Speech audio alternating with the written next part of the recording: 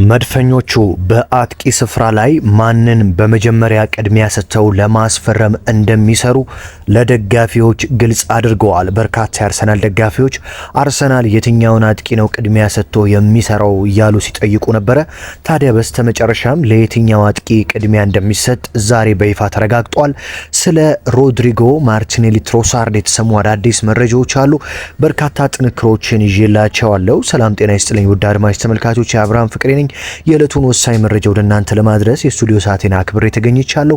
በነገራችን ላይ ብዙዎቻችሁ ሰብስክራይብ ሳታደርጉ የምትመለከቱ አንድ ጊዜ በአክብሮት ሰብስክራይብ እንድታደርጉ ልጋብዛችሁ። እንደተለመደው ቪዲዮ ለበርካቶች እንዲደርስ ላይክ በማድረግ ጀምሩ። በቀጥታ ወደ መረጃዎቼ ልውሰዳችሁ። እስኪ ከወሳኙና አንገብጋቢው ጉዳይ እንጀምር። ምክንያቱም አርሰናል በዚህ ክረምት የ9 ቁጥር አጥቂ እንደሚያስፈርም ይታወቃል። ግዴታው ነው አርሰናል። ምክንያቱም ባለፉት 2 እና 3 ዓመታት ዋንጫ የማጣቱ ዋነኛ ምክንያት የ9 ቁጥር አጥቂ አለመኖሩ ነው። በእርግጥ የ9 ቁጥር አጥቂ ተብለው እንደ ጄሱስ እንደ ሃቫርት ያሉ ተጫዋቾች ቢኖሩም አርሰናል ግን ባለ 2 አሃዝ ግቦችን የሚያስቆጥሩ እንደ ዩክሬሽ፣ ቤንጃሚን ሴስኮ፣ አሌክሳንደር አይዛክ አይነት ተጫዋቾች በጥብቅ ሲፈልግ ቆይቷል። ታዲያ አርሰናል ቪክተር ዩክሬሽን ወይስ ቤንጃሚን ሼሽኮን ማንን ያስፈርማል የሚለው ጥያቄ የበርካቶች ነበረ። የኛ ጥያቄም ብቻ ሳይሆን ራሳቸው አርቴታና ስፖርቲንግ ዳይሬክተሩ አንድሬ ቤርታም ሲከራከሩበት ነበረ።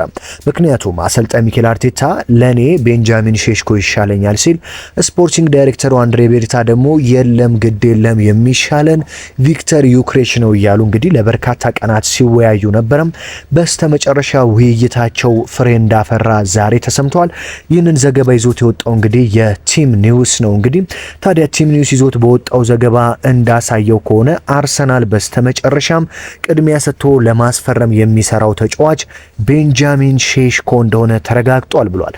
የቲም ኒውስ ኤንድ ቲክስ ዘገባ እንዳስነበበው ከሆነም በዚህ ክረምት የአርሰናል ቅድሚያ የመጀመሪያ ተመራጭ አጥቂ መስመር ቤንጃሚን ሼሽኮ ነው። የአርቢ ሌፕዚንጉ የተጫዋች እንግዲህ ባለፉት 2 ዓመታት ከአርሰናል ጋር ስሙ ሲያያዝ ቢቆይም አርቢ ሌፕዚንጎች ግን ሼሽኮን አንለቀውም ሲሉ ነበረ። በተለይ ተጫዋች እድሜው ገና በሀያዎቹ መጀመሪያ ላይ መሆኑ፣ እንደዚሁም ደግሞ አሰልጣኝ ሚኬል አርቴታ ለሚጫወቱት የአየር ላይ ጨዋታ ምክንያቱም ቁመቱ ረጅም ነው፣ የግንባር ኳሶችን በድንቅ ሁኔታ ያስቆጥራል፣ እንደዚሁም ከሳጥን ውጪ በጣም የሚያማምሩ ግቦችን የሚያስቆጥር በሳጥን ውስጥም የሚታማ አይነት ተጫዋች አይደለም።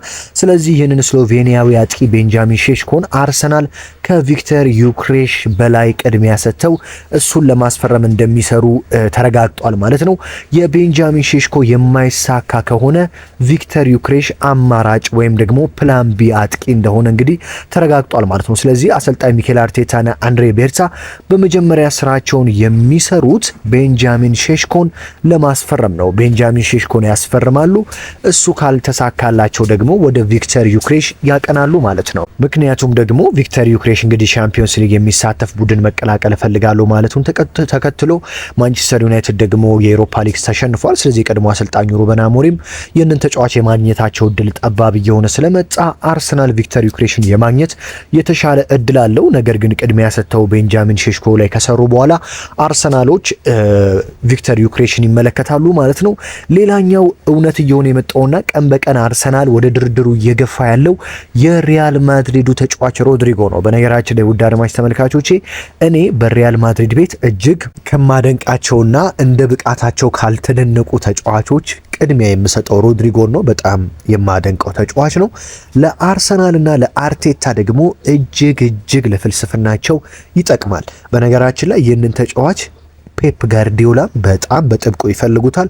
ይህንንም ስታዩ እንግዲህ ፔፕ ጋርዲዮላና አርቴታ አብረው ረጅም ዓመት ሰርቷል። ስለዚህ የሁለቱ የእግር ኳስ ፍልስፍና የሚመሳሰሉ ነገሮች አሉት። አርቴታ በእርግጥ የፔፕና የጆዜ ሞሪኒዮን ፍልስፍና ቀላቅሎ እንደሚጠቀም ነው የሚገለጸው።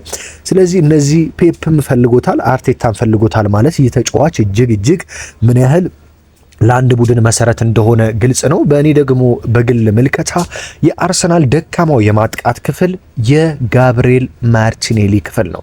በቡካዮ ሳካ አርሰናል እጅግ ምርጥ ነው። በመሃሉ ቤንጃሚን ሼሽኮ ወይ ቪክተር ዩክሬሽ አርሰናልን የሚቀላቀሉ ከሆነ በማርቲኔሊ በኩልም ወደ መሃል ኳስ የሚያሻገር የሚያስቆጥር፣ እንደዚሁም ኳስ መስርቶ የሚጫወት እንደ ሮድሪጎ ጎይዝ አይነት ጨዋች አርሰናል ያስፈልገዋል ማለት ነው። ስለዚህ አርሰናል እንደ ዴቪድ ኦርነስቲን ዘገባ ከሆነ ሮድሪጎ በአርሰናል ውስጥ ከሚገኙ ትልቅ ዝርዝሮች ውስጥ ይገኛል።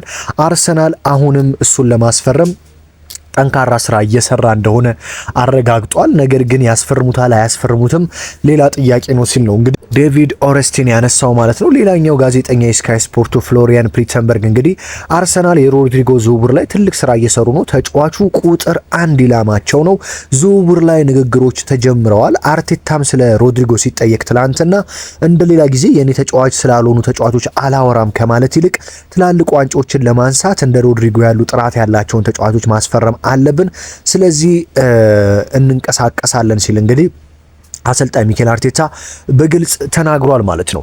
በዚህ ክረምት እንግዲህ ጋብሪኤል ማርቲኔሊ፣ ሊያንድሮ ትሮሳርድ፣ ቶማስ ፓርቴስ ሊለቁ ይችላሉ ወይ የሚሉ ሀሳቦች አሉ። የቀድሞ የአርሰናል ተጫዋች አንድ ሀሳብ ሰጥቷል። በዚህ ክረምት አርሰናል ማርቲኔሊንም ሊያንድሮ ትሮሳርድንም መልቀቅ የለበትም ብለዋል። ሁለቱንም ብቻ በክለባችን አርሰናል ያቆዩና ሌላ ከፍተኛ ጥራት ያላቸውን ተጫዋቾች ይጨምሩ። ስለዚህ አርሰናል እነዚህም ካሉና ሌሎች ከተጨመሩ ስኳዱ ይሰፋል ሲል ተናግሯል። የማጥቃት አማራጮች በዚህ ሲዝን ምን ያህል በጣም ተቸግረን እንደነበረና ስኳዳችን ጠባብ እንደነበረ ግልጽ ነው እና ሚኬል አርቴታ በማርቲኔሊና በትሮሳርድ ብቃት እንደሚያምን እናውቃለን። ታዲያ አርሰናልን አንዱ ይልቀቅ ከማለት ስኳዳችንን በማጥቃቱ ሁኔታ በከፍተኛ ሁኔታ መጠናከር ስላለበት በቋሚም በተቀያሪ ወንበር ላይም ጥሩ ተጫዋቾች እንዲኖሩ ሁለቱም በአርሰናል ቤት መቆየት አለባቸው። ስለዚህ አሰልጣኝ ሚኬል አርቴታ የትሮሳርድንም የማርቲኔሊንም ውል ለማራዘም መስራት አለበት ሲል እንግዲህ የቀድሞ የመድፉ ተጫዋች ተናግሯል። ሌላኛው የቶማስ ፓርቴ ጉዳይ ነው።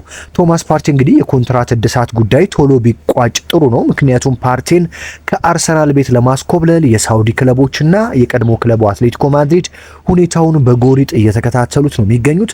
በተለይም የሳውዲ ክለቦች ቶማስ ፓርቴን ከኤምሬትስ ስቴዲየም ለማስኮብለል ከፍተኛ ደሞዝ አዘጋጅተው የፓርቴን በር እያንኳኩ ይገኛሉ። ቶማስ ፓርቴ በአርሰናል ካምፕ ለተጨማሪ ዓመት መቆየት እንደሚፈልግ እየተዘገበ ይገኛል። የቀድሞ ክለቡ አትሌቲኮ ማድሪድ ጋናዊውን የመሃል ሜዳ ፈርጥ ለማዘዋወር ፍላጎት ቢኖረውም ፓርቴ አትሌቲኮን እናዘዋውር ጥያቄ ውድቅ አድርጓል። ነገር ግን ከሳውዲ የሚመጡ ረብጣ ገንዘቦችን ውድቅ ለማድረግ ይቸገር ይችላል። ስለዚህ አርሰናሎች ቶሎ ውሉን ማራዘም አለባቸው ተብሏል። አርቴታ ትላንት በሰጡት መግለጫ ላይ ፓርቴን ማቆየት እፈልጋለሁ ሲሉ ተናግረዋል። ፓርቴ በአርሰናል ቤት ለማቆየት የአጭር ጊዜ አዲስ ውል ለማስፈረም አሁንም በሁለቱ መካከል እንግዲህ ንግግሮች እንዳሉ ነው የተሰሙት ማለት ነው። ስለዚህ ቶማስ ፓርቴ በአርሰናል ቤት ሊቆይ እንደሚችል የተለያዩ መረጃዎች እየወጡ ነው የሚገኙት። በሌላ በኩል እንግዲህ ትሮሳርድም ከአርሰናል ጋር እንግዲህ ውይይት ጀምሯል በኮንትራቱ ጉዳይ። ስለዚህ እሱም በአርሰናል ቤት የመቆየት እድል እንዳለው ተሰምቷል ማለት ነው። በሌላ በኩል የቀድሞ የኒውካስትል ተጫዋች አለን ሼረር በዚህ ውድድር ዓመት በፕሪሚየር ሊግ ምርጥ 11 ቡድን ውስጥ የአርሰናሉን አማካኝ ዲክላን ራይስ ከሊቨርፑሉ አማካኝ ሪያን ግራቨንበርች በላይ በውድድር ዓመቱ ምርጡ የመሃል ሜዳ ተጫዋች ራይስ ነው ሲል ተናግሯል። ዲክላን ራይስ በቴክኒካል ብቃቱ እጅግ በጣም ጥሩ ነው፣ የላቀ ብቃት ያለው አማካኝ ተጫዋችና በሚያስደንቅ ሁኔታ በአንድ ለአንድ ግንኙነትና በዱዌልስ እጅግ ጠንካራ ነበር። ራይስ በዚህ ሲዝንም በፕሪሚየር ሊጉ ሌላ ድንቅ የውድድር ዘመን አሳልፏል። ሌላው የዲክላን ራይስ ብቃት ቡድን መምራትና ቡድኑን የሚያነሳሳበት መንገድ የተለየ ያደርገዋል። እሱ ዲክላን ራይስ አነሳሽነቱ ደግሞ ቡድኑን ወደ የአውሮፓ ሻምፒዮንስ ሊግ ግማሽ ፍጻሜ ተሸክሞ ድረስ ማድረስ ችሏል፣ ግማሽ ፍጻሜ ድረስ ወስዶታል ብሏል። እናም ለእኔ የሊጉ የውድድር ዓመት ምርጡ 11 ውስጥ ከሊቨርፑሉ ራያን ግራቨንበርች የተሻለ ዲክላን ራይስ 100% ምርጥ ብቃቱን በማሳየቱ እዚህ ምርጫ ውስጥ አካትቸዋለሁ ሲል የቀድሞ የኒውካስትል ተጫዋች እንግዲህ አለን ሼረር ዲክላን ራይስን እንደሚያደንቀው ተናግሯል።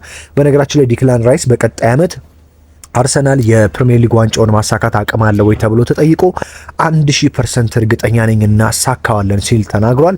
ከዛም በላይ ደግሞ የቪክተር ዩክሬሽን ኢንስታግራም ገጽ እንግዲህ ላይክ እያደረገ እየተከታተለው እንደሚገኝ ተሰምቷል። ስለዚህ ምናልባትም ዩክሬሽ አርሰናልን ሊቀላቀል እንደሚችል ተሰምቷል። አርሰናል ከስሙ ጋር የተያዙትን ፊርማዎች የሚያሳካ ከሆነ ቀጣይ አሰላለፉ ወይም በቀጣይ ዓመት የሚኖረው የአርሰናል ስኳድ ምን ይመስላል የሚለውን ልንገራችሁ። በረኛ ዴቪድ ራያ አለ። አርሰናል የስፓኞሉን ጋርሻን የሚያስፈርም ከሆነ በረኛ ላይ ዴቪድ ራያ እና ተቀያሪ ጋርሻ ይኖራል። በጁሪየን ቲምበር በኩል ደግሞ ቲምበር እና ዋይት ይኖራሉ። በመሃል ሜዳ ሳሊባ እና ቶሚያሱ እንደዚሁም ጋብሪኤል ማጋሌሽ እና ኪዮር ይኖራሉ። በመስመር ደግሞ ሉዊስ ስኬሊ እና ካላፊዮሪ ይኖራሉ ማለት ነው። መሃል ሜዳ ላይ ዙቤሜንዲና ፓርቴ አንድ ቦታ፣ ኦዴጋርድና ንዋኔሪ፣ ዲክላን ራይስና ሜሪኖ በተቀያሪና ቋሚ ላይ ይሰለፋሉ። ፊት ለፊት ደግሞ ሮድሪጎና ማርቲኔሊ፣ የፊት ለፊት አጥቂ ደግሞ ቤንጃሚን ሼሽኮ፣ ሃቨርትና ጋብሪኤል ጄሱስ እንደዚሁም በቡካዮ ሳካ በኩል ሳካና ትሮሳርድ ይኖራሉ ተብሎ ይጠበቃል። ስለዚህ አርሰናል ከስሙ ጋር የተያዙትን ፊርማዎች የሚያሳካ ከሆነ በቀጣይ ዓመት ይህንን የመሰለ እጅግ ጥልቅ የሆነ ለዋንጫ በቂ የሆነ ስኳድ ይኖረዋል። ስለዚህ መድፈኞቹ በዝውውር መስኮቱ ከፍተኛ እንቅስቃሴን ያደርጋሉ። ለኔ ግን ከሴስኮና ዩክሬሽ ቀድመው ሮድሪጎን ካስፈረሙ ቀጣይ አጥቂ አንዱን ቢያስፈርሙ አርሰናል ከፊት ለፊት መስመር የተዋጣለት ይሆናል የሚል እምነት አለኝ ማለት ነው። ውድ አድማጭ ተመልካቾቼ ለአርሰናል ሼሽኮ ወይስ ዩክሬሽ ማን ይሻለዋል? አርሰናል ሼሽኮን መርጧል። ሀሳብ አስተያየታችሁን ኮመንት ላይ አስቀምጡልኝ። ተወዳጁ ቻናላችን እንግዲህ በየዕለቱ ስፖርታዊ ጥንክሮችን ያቀርባል። ሀገር ውስጥም ከባህር ማዶም ያላችሁ አዲስ ከሆናችሁ ሰብስክራይብ በማድረግ በየዕለቱ ስፖርታዊ ጥንክሮችን ማግኘት ትችላላችሁ። በሌላ መረጃ በሌላ ጥንክር እስከምንገናኝ ድረስ እንግዲህ ሀሳብ አስተያየታችሁን በኮመንት ላይ ያስቀምጣችሁ ጠብቁ። በሌላ ጥንክር እስከምንገናኝ ድረስ ሰላም ተመኘሁላችሁ።